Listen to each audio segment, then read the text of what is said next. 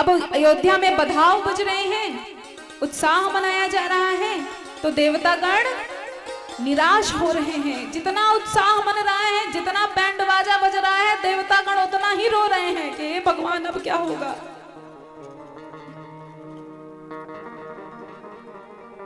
इधर देवतागण जितना व्याकुल हो रहे हैं, व्याकुल होते होते कहते हैं, तिनहा ही सोहाई ना अवध बधावा, चोरहि चंदनी राति ना भावा, सारद बोली विनय सुर कराई, बारी बार पाए परही। उधर देवतागण को सुहा नहीं रहा है और वो इतने ज्यादा परेशान हो गए कि माता सरस्वती जी को बुला लिए। माता सरस्वती जी से बोलते हैं, हे मैया अब आप ही कुछ कर सकती हैं। माता सरस्वती जी भी व्याकुल हो जाती हैं कि मैं क्या कर सकती हूँ। बार बार पैर पकड़कर बोलती हैं कि हे माँ, विपत्ति हमारी बिलोक बड़ी, मातु करई सो आजू, राम जाहि बन राज तजी, होई सकल सुर काज। देवतागण बोलते हैं कि ये जो हमारे सर पे विपत्ति आई है ना मैया, उसे आप ही टाल सकती हैं। तो माता बोलती है, किस प्रकार की विपत्ति आई है जरा ये तो बताओ। देवतागण कहते हैं कि आप बधाव सुन रही है ना अयोध्या जी के, राम जी को युवराज बनाया जाएगा। तो सरस्वती मैया कहती है, आहा ये दृश्य देखने के लिए तो मेरे नेत्र ललायित हैं, इसके लिए तो मैं अति अति अति प्रसन्न हूं। देवतागण कहते हैं, क्या मैया, आपको हम इसलिए नहीं बुलाए थे कि आप प्रसन्न हो जाइए, आपको हम इसलिए बुलाए थे कि कुछ भी करके जाइए मैया, किसी की भी मति फेर दीजिए मैया, कि यहाँ पर राम जी वन को चले जाएं। राम जहि बन राज तजी होय सकल सुर काज। राम जी बन जाएंगे तभी अच्छा हो पाएगा। अब यहाँ जैसे ही सरस्वती मैया ये बात सुनती हैं, सुनी सुर बिनया ठाड़ी पछताती, भयउ सरोज बिपिन ही मराती, देखि देव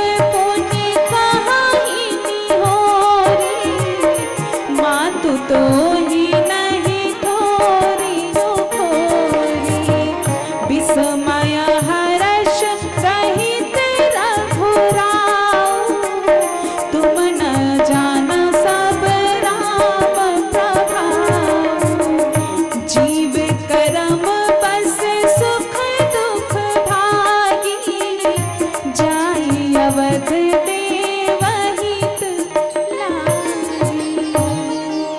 सरस्वती मैया खड़ी खड़ी पछता रही है कि ये मुझसे क्या करवा रहे हैं देवतागण, ये मुझसे बिल्कुल नहीं हो पाएगा। और मैया बार बार यही सोच रही हैं, इंद्र तो ऐसे ही हैं कि जब देखो दूसरों का अहित करने के लिए खड़े रहते हैं, और ये अहित आज मुझसे करवा रहे हैं। सभी देवतागण बोलते हैं कि माँ आप जानती हैं कि रघुनाथ जी ने अवतार क्यों लिया है। अगर रघुनाथ जी वन को नहीं जाएंगे तो रावण का अंत कभी जीवन में हो ही नहीं पाएगा। आप कुछ ऐसा करिए माँ कि आप जाइए और किसी की मति फेर दीजिए। इधर सरस्वती मैया विचार करते हुए जाती हैं कि चलो ये रघुनाथ जी का कार्य है, इससे सुंदर कार्य और क्या ही हो सकता है, जिसमें पूरे जगत का कल्याण हो, उससे ज्यादा नेक कार्य इस जीवन में कुछ नहीं हो सकता है। अब यहाँ पर देखिए, जो मति होती है, ये मति उसी व्यक्ति की पलटी जा सकती है जो भगवान के चरणों में प्रीति नहीं रखता है।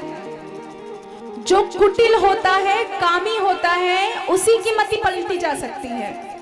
जब माता सरस्वती जी अयोध्या जी जाती हैं और ढूंढने लगती हैं कि किसकी मति पलटी जाए, तो माता सरस्वती जी को पूरे अयोध्या में कोई ऐसा नहीं दिखता है जिसकी मति फेर दी जाए। क्यों? क्योंकि समस्त अयोध्यावासी भगवान राम के परम परम परम भक्त हैं। सबके हृदय अत्यंत निवास करते हैं। माता खोज नहीं है कि आखिर कोई ऐसा मिल जाए जिसकी मैं मति फेर दूं, और माता को कोई ऐसा मिल नहीं रहा है जिसकी मति फेरी जाए। माता ने किसी अयोध्या वासी की मति थोड़ी ना फेरी थी। उसी समय मंथरा आ रही थी। मंथरा जैसे ही प्रवेश करती है अयोध्या जी में, देखती है बधाव बज रहे हैं। नाम मंथरा मंदमती चेरी कैकेयी केरी, अजस पिटारी ताहि करी गिरामती।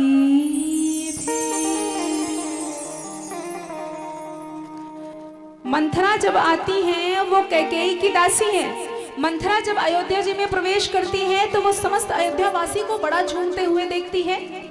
मंथरा विचार करती है कि ऐसा क्या हो गया जो इतना उत्साह मना रहे हैं सब। तो किसी से पूछती है, अरे भैया बताओ इतना झूम क्यों रहे हो? मुझे ये नहीं पता है कि रघुनाथ जी को युवराज बनाया जाएगा, कल उनका राज्याभिषेक होगा। मंथरा का हृदय उसी समय कांप उठता है, और जैसे ही उसका हृदय कांपा, माता सरस्वती जी तुरंत जान गई कि कुटिल तो यही है, इसी का मति फेरा जा सकता है। और मैया ने बिल्कुल विलंब नहीं किया, विलंब ना करते हुए मंथरा की गई और मति फेर दी। मति जैसे ही फिरी मंथरा का, मंथरा भागते हुए किसके पास गई? माता कैकेयी के पास गई।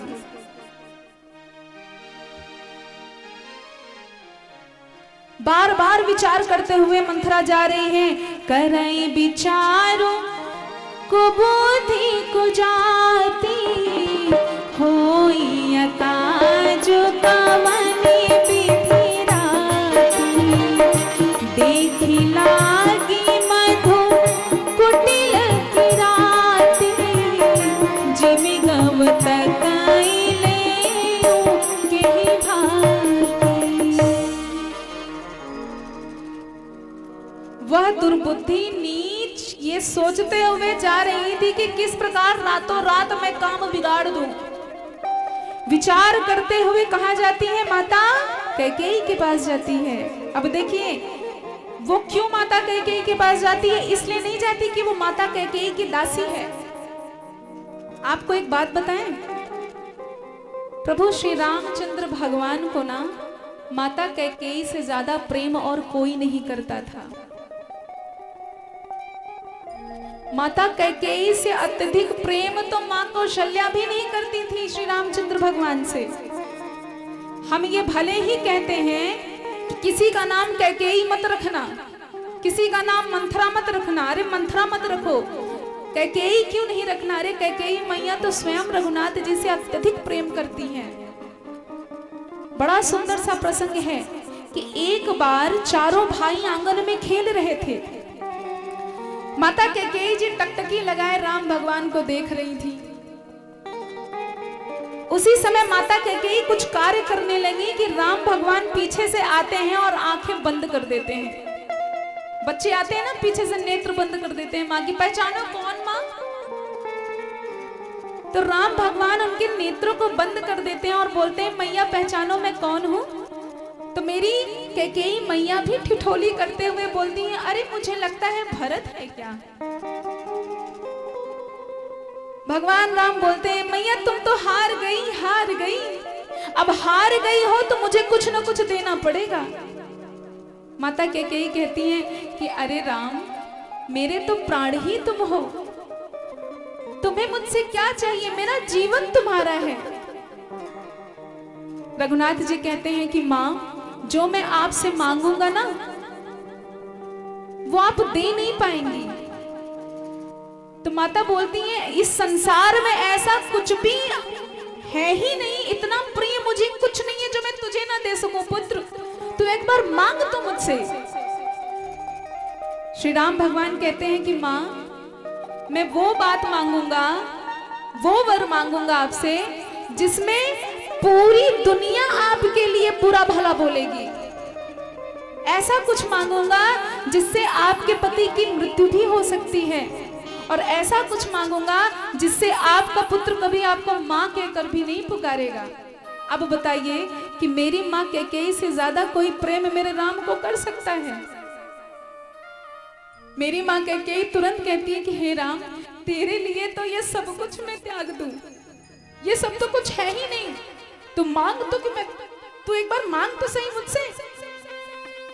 भगवान राम कहते हैं कि मां, एक समय ऐसा आएगा कि मुझे युवराज बनाया जाएगा, क्योंकि मैं ही बड़ा पुत्र हूं, लेकिन मां मैं युवराज बनने के लिए नहीं आया हूं।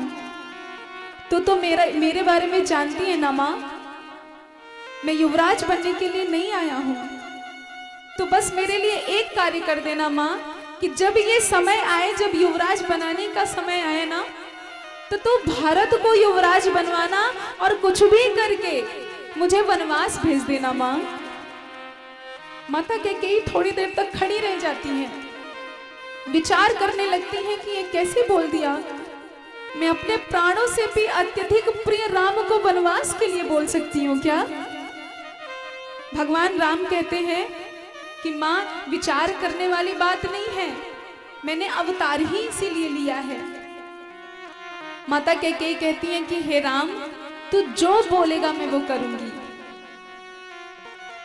तब इसीलिए मंथरा आती है माता कैकेयी जी के पास। मंथरा तो किसी और के पास भी जा सकती थी ना, लेकिन वो माता कैकेयी के पास आती है, क्योंकि ये जो शक्ति है, पावर, वीटो पावर, वो माता कैकेयी के पास ही है, वही ये कार्य कर सकती थी।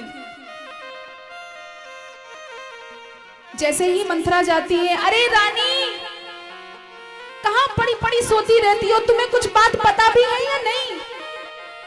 माता कैकेयी जी तुरंत उठ के बोलती हैं कि क्या हुआ, इतना क्यों चिल्ला रही है? अब माता कैकेयी देखिए कितना प्रेम करती हैं। जब मंथरा बोलती है कि रानी पड़े पड़े सो रही है, तो आपको नहीं पता कि राज्य में क्या हो रहा है, हाहाकार मचा हुआ है। तो रानी ने ये नहीं पूछा सर्वप्रथम कि राजा कैसे हैं। रानी कहती है, सब है रानी कहा सिकिन, कुशल राम माही पालो। रानी सर्वप्रथम ये पूछती है, अरे मंथरा बता क्या हुआ, मेरे राम तो अच्छे हैं ना? सर्वप्रथम भगवान राम का कुशल पूछती हैं, उसके बाद राजा का कुशल पूछती हैं, क्योंकि राजा से भी बढ़कर माता कैकेयी के लिए भगवान राम है। लखनु भरत रिपुदामनु, सुनिभा कुबरी उरसालू। उसके बाद पूछती हैं कि राम अच्छे हैं ना, राजा तो अच्छे हैं ना, भरत लक्ष्मण शत्रुघ्न सब कुशल से तो है ना, तो ऐसे क्यों चिल्ला रही है? मंथरा कहती है यहाँ कि अरे राम की क्या पूछना, आज तो राम के ही आनंद हैं, सबसे कुशल मंगल तो राम के ही है।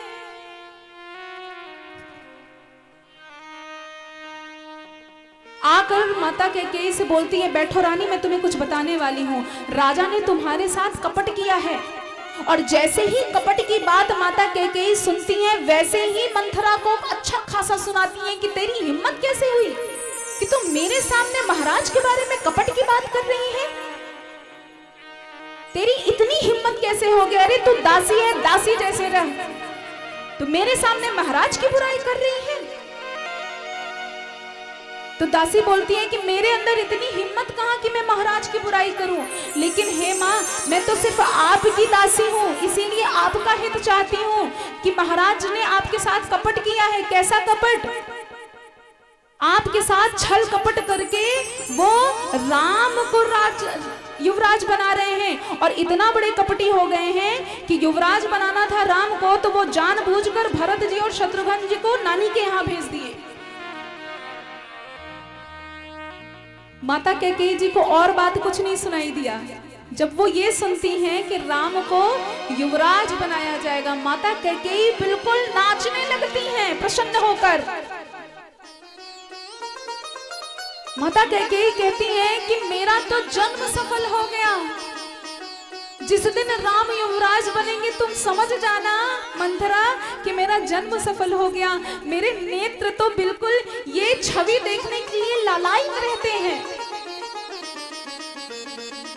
अब मंथरा के मन में बात लगी कि अरे देखो, हम इनको कहाँ बताने आए थे कि राम युवराज बनने वाले हैं, तो ये तो राम के युवराज की बात सुनकर उत्साह मनाने लगी।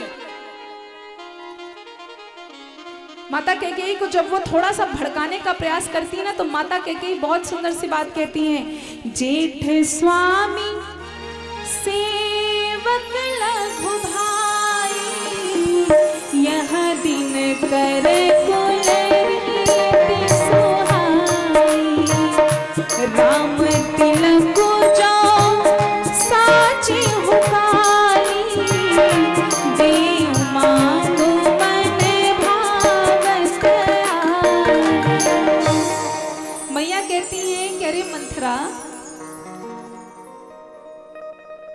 ज्येष्ठ पुत्र अगर स्वामी हो और जो लघु पुत्र छोटा पुत्र हो वो दास हो, यही रघुकुल की रीति है। और जिस दिन राम युवराज बनेंगे उस दिन तू जो बोलेगी मैं तुझे वो मांगू वो दूंगी, जो मांगेगी मैं तुझे दूंगी। बार बार माता कैकेयी मन में धीरज धर धर के बोल रही है, प्राण ते अधिक राम प्रिय मोरे, तिनके तिलक क्षोभ कस तोरे। अगर मेरा दूसरा जन्म भी हो तो रामचंद्र ही मेरे पुत्र हो, सीता ही मेरी बहू हो। मैं तो बार बार विधाता से यही निवेदन करती हूँ। तो यहाँ पर मंथरा कहती है कि देखो माई, तुम तो ऐसी हो गई हो कि जो तुम्हारे सामने तुम्हारी बड़ाई करेगा, अच्छी अच्छी बातें करेगा, तुम उसकी बात सुनती हो, और जो तुम्हारे सामने सत्य वचन बोलेगा उसको तुम ऐसे ही धिक्कारती हो। अगर ऐसी ही बात है तो मैं भी सिर्फ बड़ाई ही करूंगी। माता कैकेयी जी कहती है कि अरे मंथरा, तू मेरी प्रिय दासी है, मुझे पता है कि तू मेरे हित के लिए सोच रही है।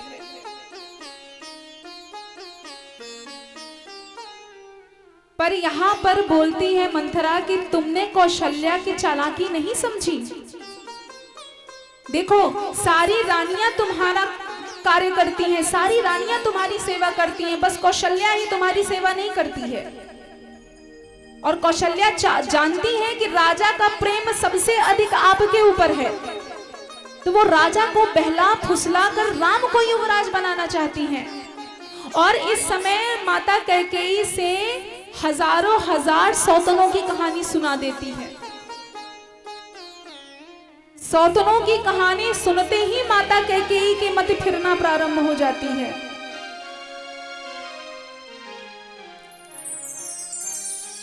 इधर माता कैकेयी कहती है कि रे मंथरा, आगे बता क्या कर, मेरा हित तो तू ही चाहती है, अब बता मुझे क्या करना चाहिए।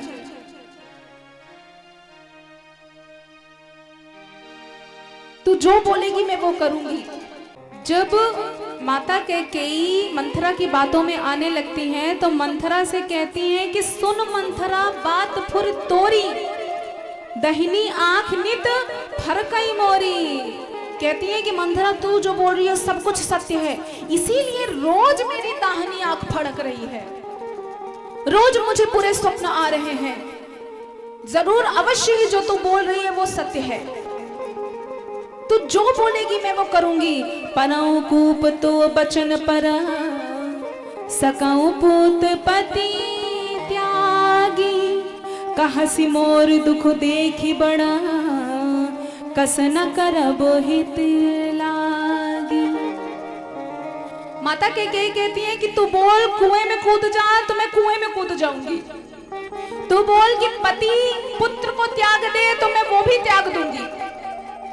तू मेरी इतनी बड़ी हितकारी है कि तू जो बोलेगी मैं वो करूंगी। तब यहाँ पर मंथरा अब समझ गई है कि माता कैकेयी बात मान रही है। तब माँ कहती है कि एक बात याद करो कि तुम्हारे 2 वचन राजा दशरथ जी के पास धरोहर के रूप में धरे हुए हैं। तुम उन्हीं वचनों को, उन्हीं वर को राजा दशरथ जी से मांग लो।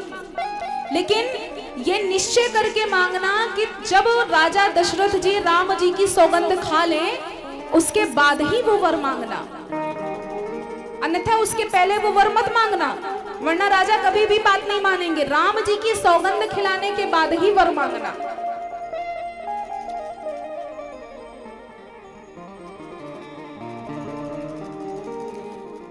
कैकेयी जी को सारी कथा याद दिला देती है कि वो वर मांगने वाली कथा क्या थी।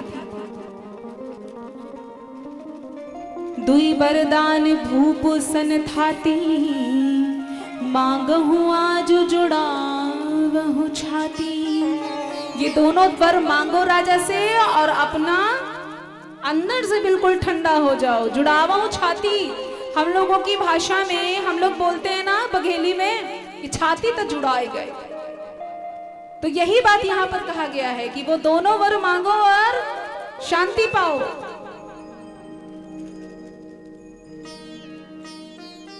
कैकेयी मैया कहती हैं कि बता बता क्या करना पड़ेगा उसके लिए। तब मंथरा जी कहती हैं कि कुछ भी करो, कोप भवन में चली जाओ। देखिए पहले क्या होता था कि जो कोई रुष्ट होता था, गुस्सा क्रोध जिसे आता था, तो वो क्रोध प्रदर्शित करने के लिए कोप भवन को जाया करता था।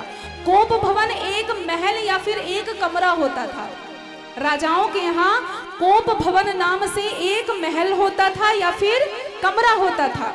अगर कोई रानी क्रोध में है, रुष्ट है, या फिर महल का कोई भी क्रोध में है, तो कोप भवन जाकर ये बताया जाता था कि हम रुष्ट हैं। अब देखिए मेरी जो दादी थी, मेरी दादी की हमेशा आदत थी कि हमारे घर में कोई भी अगर क्रोध में है, किसी से रुष्ट हो गया है, तो मेरी दादी का हमेशा कहना होता था ये तो कोप भवन में चली गई। अगर मान लीजिए कि हम कभी बचपन में रुष्ट हो गए, किसी से बात नहीं कर रहे, तो मेरी अम्मा का यही कहना होता था कि लागत है आज बिट्टी कोप भवन में है। तो वही कोप भवन, मंथरा जी उसी कोप भवन की बात कर रही हैं कि रानी आप जाइए कोप भवन में, अपना पूरा श्रृंगार त्याग दीजिए, आप सादा सा वस्त्र पहनिए और कोप भवन में चले जाइए। राजा को जब ये बात पता चलेगी कि आप कोप भवन में हैं, राजा अवश्य आपके पास आएंगे।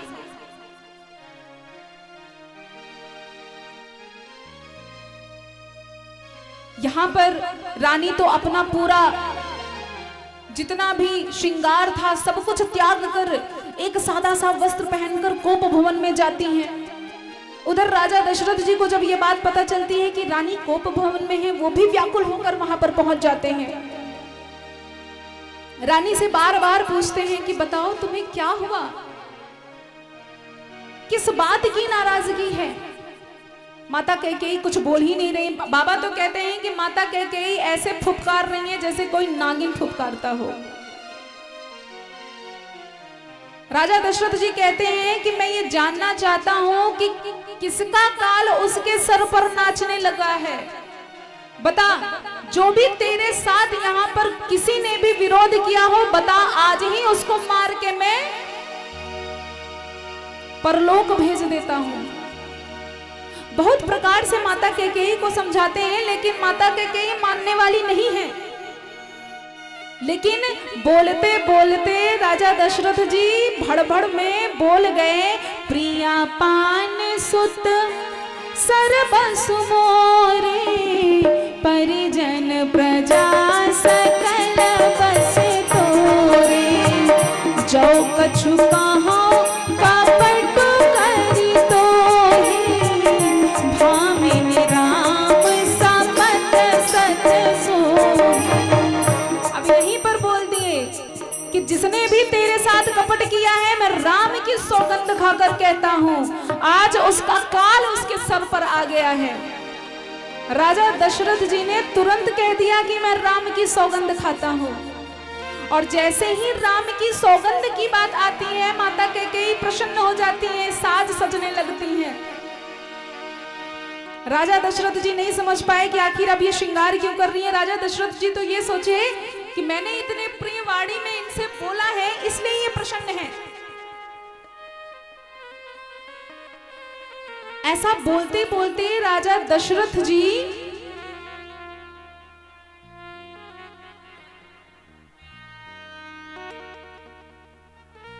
बोलते बोलते राजा दशरथ जी जब वो श्रृंगार कर रही हैं, तभी राजा दशरथ जी कहते हैं राम ही देव काले जुबराजू।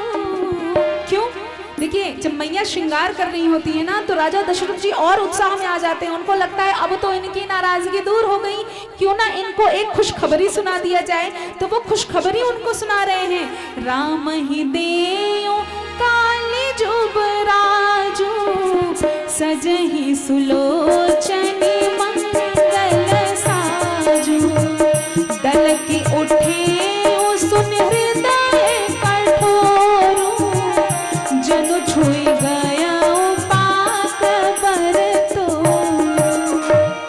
जब मैया श्रृंगार कर रही हैं, तभी राजा दशरथ जी कहते हैं मैं आपको एक बात बताऊं, कल राम को युवराज हम बना देंगे। अच्छे अच्छे श्रृंगार से सजो रानी, क्योंकि कल तुम्हारे प्रिय राम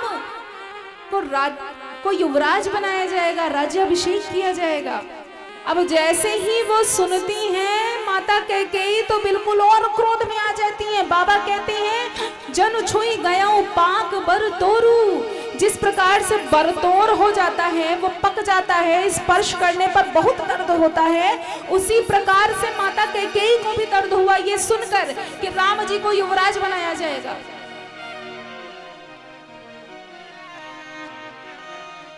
माता कैकेयी कहती हैं मांगू मांगू पे कहूं पिया कब हो न दे हो न ले। बार बार आप मांग मांग बोलते हैं, कभी लेना देना तो है नहीं। जब इतनी बात कहते हैं तो दशरथ जी बोलते हैं कि ऐसा क्या हुआ, आपने कब क्या मांगा और मैंने आपको नहीं दिया। माता कैकेयी कहती है देन कहूं वरदान दुई ते पावत संदेह। आपने 2 वरदान दिए थे ना मुझे कि सही समय आने पर मांग लेना, आपने क्यों नहीं दिया था। राजा दशरथ जी कहते हैं अरे प्रिय जाने उमरम राव हंसी कहाही। राजा दशरथ जी हंस कर बोलते हैं अरे प्रिय तुम ही को हाब परम प्रिया हाथी राखी ना बिसर गया मोही भोर सुभाऊ। झूठे हो हम दोष जन देहु दुई के चारी मांगे मकुले।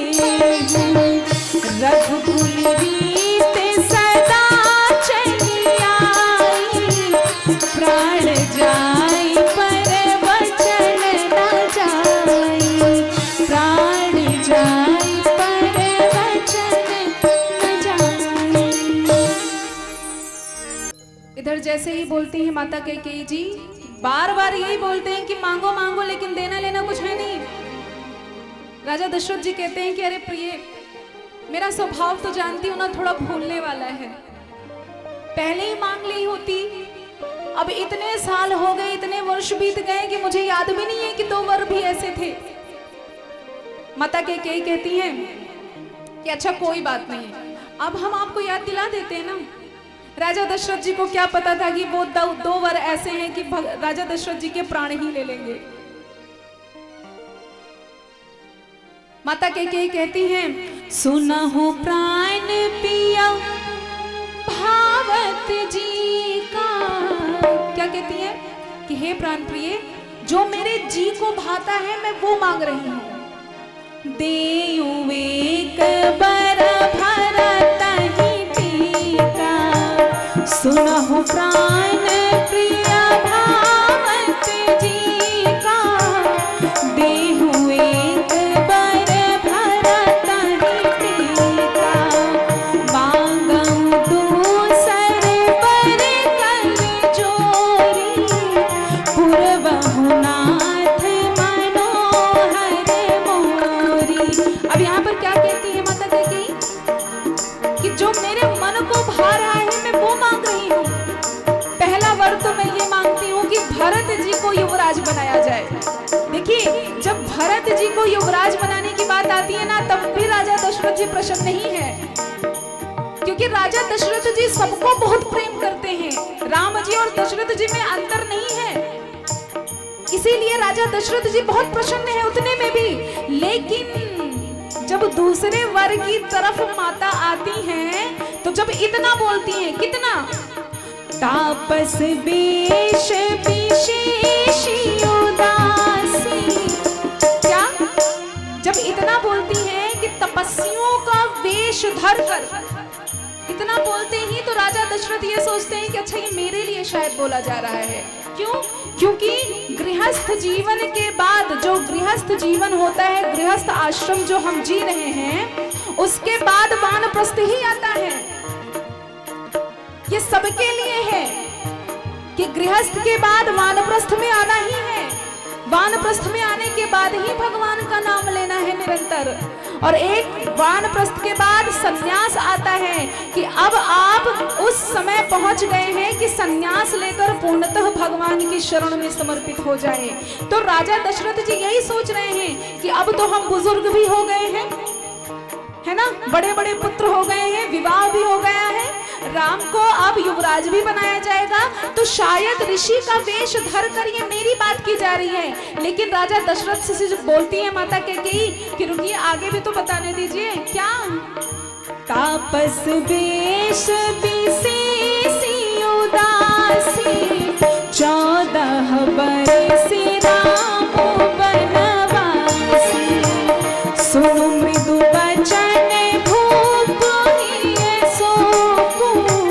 शशि कर छुअत बिकल जीवा। जैसे ही राजा दशरथ ये बात सुनते हैं कि तपस्वियों का वेश धर कर राम जी को 14 वर्ष के लिए वनवास भेज दीजिए,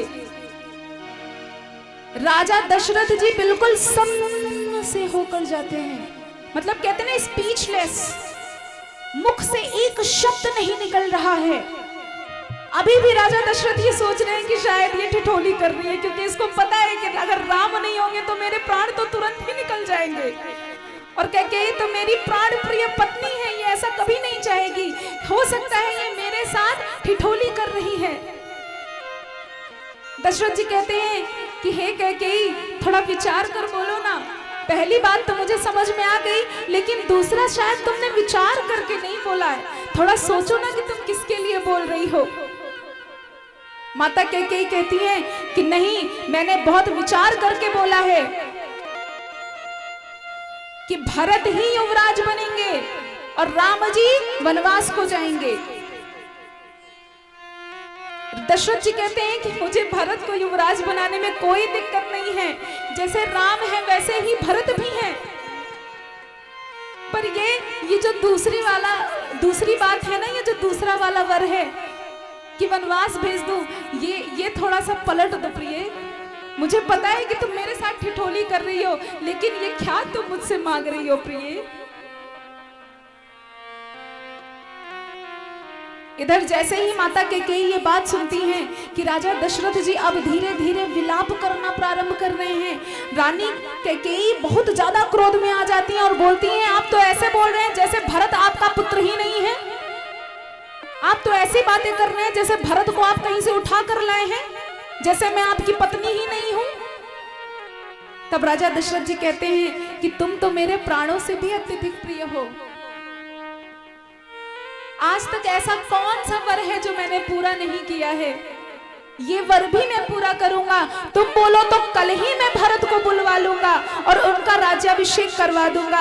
और राम को तो भरत प्राणों से भी अत्यधिक प्रिय है, राम को राज्य कभी नहीं चाहिए था, राम तो स्वयं बहुत प्रसन्न होंगे कि भरत को युवराज बनाया जाएगा। फिर भी माता कैकेयी कहती है कि ना, आपकी एक भी चालाकी नहीं चलेगी, कुछ भी हो जाए राम जी को वनवास तो जाना ही जाना है।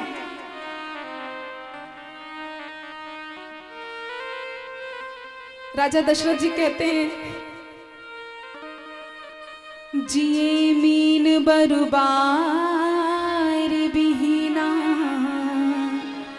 मन बिनु फन को जिए दुख दीना। कहाँ सुभाव न छल मन माही,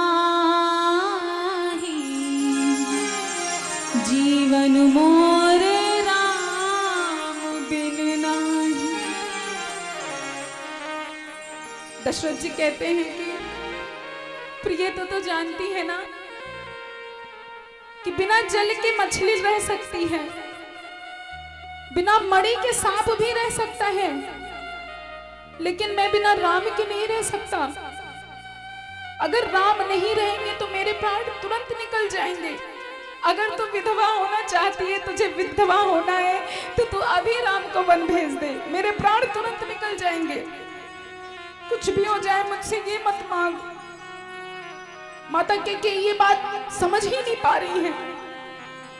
वो बोल रही है कि अगर राजन आपको अपशय लेना है तो मेरे वर को पूरा मत कीजिए, संसार में अपशय लीजिए आप।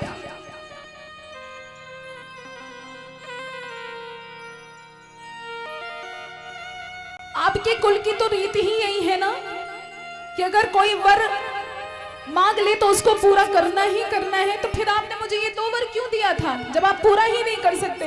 तो राजा बोलते हैं कि हाँ, वर मांगने की रीति है और पूरा भी करने की रीति है, लेकिन ये वर मांगने की रीत नहीं है कि अपने प्राणों से भी अत्यधिक प्रिय पुत्र को मैं वन को भेज दूं। राजा धीरे धीरे विलाप करना प्रारंभ कर देते हैं। अब आप जरा सोचिए कि एक पुत्र है जो बहुत प्राणों से भी अत्यधिक प्रिय है, वो आपको छोड़कर चला जाए, आपकी तरफ पलट के भी ना देखे और ऐसा छोड़कर जाए कि आने की संभावना ही नहीं है। तो सोचिए आपके हृदय में क्या बीतेगी उस समय। राजा दशरथ जी के भी हृदय में वही बीत रहा है।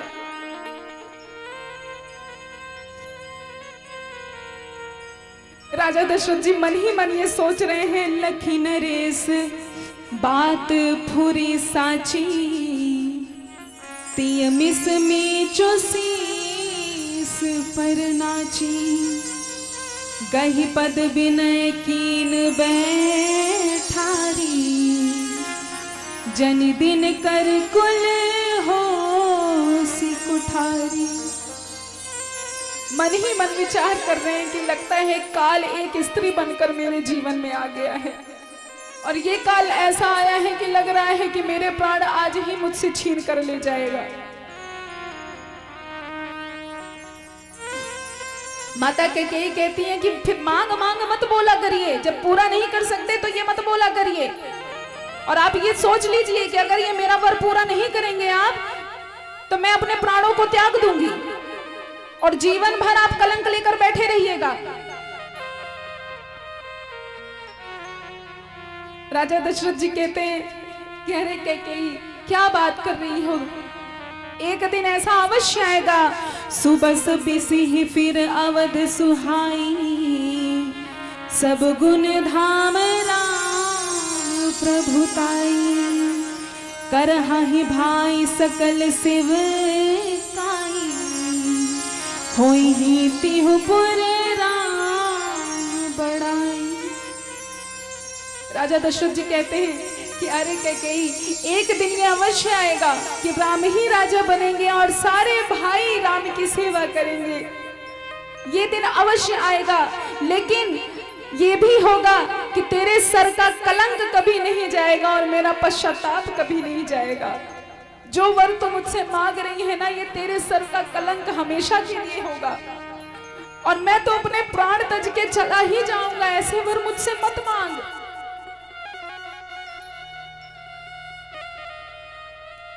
माता बार बार कह रही हैं, कुछ भी हो जाए मुझे तो यही वर चाहिए।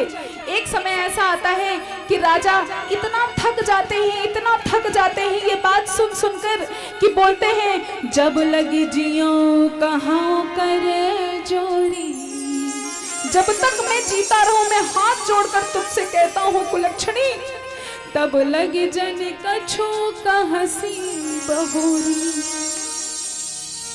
फिर पछताई हसियंत भागी, मारसी गाय नहार लागी। मैं मैं तुझसे हाथ जोड़कर कहता हूं कि तेरा जो मन करे वो कर, लेकिन जब मेरे प्राण निकल रहे हो तो तुम मेरे सामने खड़े बिल्कुल मत होना। मैं तुझे उस समय बिल्कुल नहीं देखना चाहता जिस समय मैं अपने प्राण तज रहा हूं। राजा दशरथ जी बहुत प्रकार से विलाप कर रहे हैं। विलाप करते करते करते करते सुबह हो जाती है।